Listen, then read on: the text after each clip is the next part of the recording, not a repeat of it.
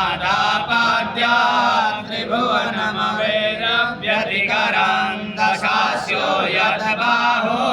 नभतरणकण्डो परवशान् शिरापद्माश्रेणी रचितचरणाम्भोरुहबले स्थिराया यद्भक्ते स्त्रिपुरहरविस्फूर्जितमिदम् अमुष्यात्वत्सेवा समधिगतसारं भुजवनं बलात्कैलासेऽपि त्वदति वसतो विक्रमयता अलभ्या पातालेऽप्यलसचितलाङ्गुष्ठशिरसि प्रतिष्ठा त्वय्यासि ध्रुवमुपचितो मह्यति खला युधिष्ठिं सूत्राम्नो वरद परमोच्चैरपि सति मधश्चक्रे बाणः परिजनविधेयस्त्रिभुवना न तच्चैत्रं तस्मिन् परिवसितरुत्वच्चरणयोर्न कस्याप्युन्नत्यै भवति शिरसस्त्वयैव वसति अखण्ड ब्रह्माण्डक्षयचकितदेवासुरकृपा विधेयस्यासीत्या स्त्रीनयन विषं संहृतवता सकल्माषः कण्ठे तव न कुरुते न श्रियमहो विकारोऽपि श्लाघ्यो भुवनभयसङ्गव्यसनिना असिद्धार्था नैव क्वचिदपि सदेवासुरनरे निवर्तन्ते नित्यं जगति गैनो यस्य विशिखा स पश्यन्निशात्वामितरससाधारणमभूत् स्मरास्मर्ता व्याप्ना नैव शिशुपत्या परिभवा महीपादाघातात्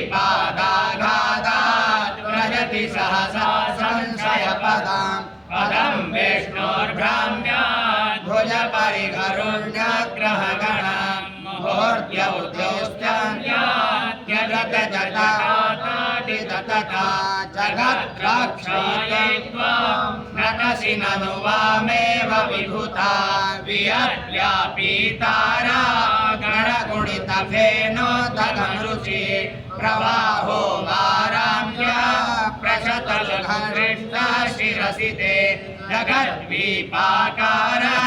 जलधिवलयं तेन कृतमे वनेनैवोन्नेयां धृतमहिमदिव्यं तव वपो रथाक्षोणीयन्ता